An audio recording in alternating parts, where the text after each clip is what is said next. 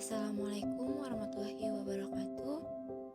Perkenalkan, nama saya Alidia Nur Sardina dan rekan saya Wela Sulpita. Kami dari kelas FM19B Universitas Buana Perjuangan Karawang. Video ini untuk memenuhi tugas praktikum farmakognosi uji amilum dan protein.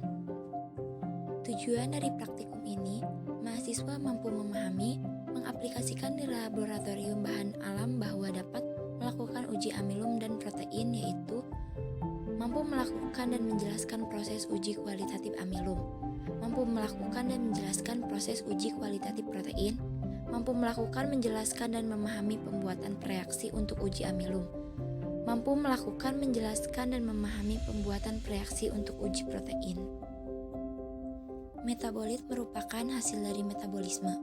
Metabolit primer merupakan senyawa yang dihasilkan oleh makhluk hidup dan bersifat esensial bagi proses metabolisme sel tersebut. Yang termasuk ke dalam metabolit sekunder adalah 4 golongan makromolekul, yaitu karbohidrat. Termasuk di dalamnya adalah pati atau amilum, protein, asam amino, dan lemak. Percobaan 1 untuk uji amilum, uji molis. Yang pertama, ditambahkan 2 tetes reaksi molis ke dalam tabung-tabung reaksi yang telah berisi 2 ml larutan glukosa 1% dan larutan pati 1%. Yang kedua, asam sulfat pekat H2SO4P sebanyak 5 ml dengan hati-hati dan perlahan-lahan ditambahkan melalui dinding tabung-tabung reaksi tabung. Yang ketiga, 2 tetes reaksi molis plus 2 ml glukosa 1% atau larutan pati 1% plus 5 ml H2SO4. Yang keempat, diamati perubahan yang terjadi positif berwarna ungu yang menunjukkan monosakarida. Masih uji untuk amilum, yaitu ada uji pikrat. Yang pertama, dicampurkan 2 ml larutan glukosa 1%, larutan pati 1%, dan masing-masing dengan 1 ml larutan asam pikrat jenuh dan 0,5 ml Na2CO3 1 mol. Yang kedua, 1 ml reaksi pikrat plus 2 ml glukosa 1% atau larutan pati 1% plus 0,5 ml Na2CO3 1 mol.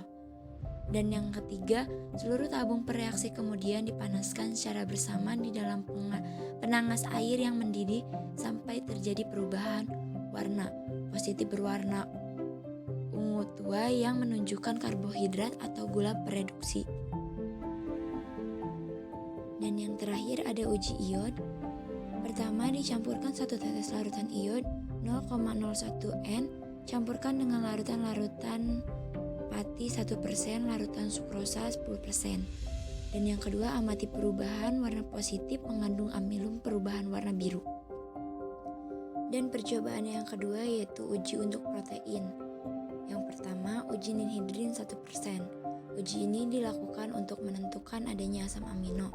Reaksi pada ninhidrin ini menyebabkan dekarboksilasi oksidatif dari asam amino yang menghasilkan CO2 NM3 dan aldehid yang rantainya lebih pendek 1C dari asam amino asalnya. Ninhidrin yang tereduksi akan bereaksi dengan NH3 sehingga membentuk senyawa kompleks berwarna biru dengan absorpsi warna maksimum pada panjang gelombang 570 nm. Yang pertama, sebanyak 0,5 ml larutan ninhidrin 0,1% ditambahkan ke dalam 3 ml larutan protein. Yang kedua, dipanaskan selama 10 menit lalu diamati perubahan yang terjadi positif berwarna biru.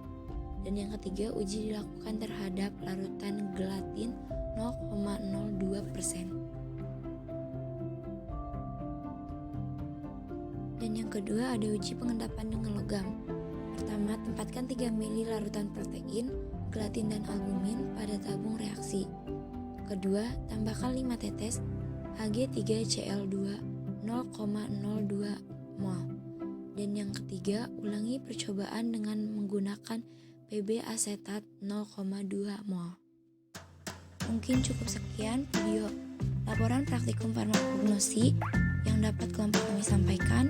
Kurang lebihnya mohon maaf. Wassalamualaikum warahmatullahi wabarakatuh.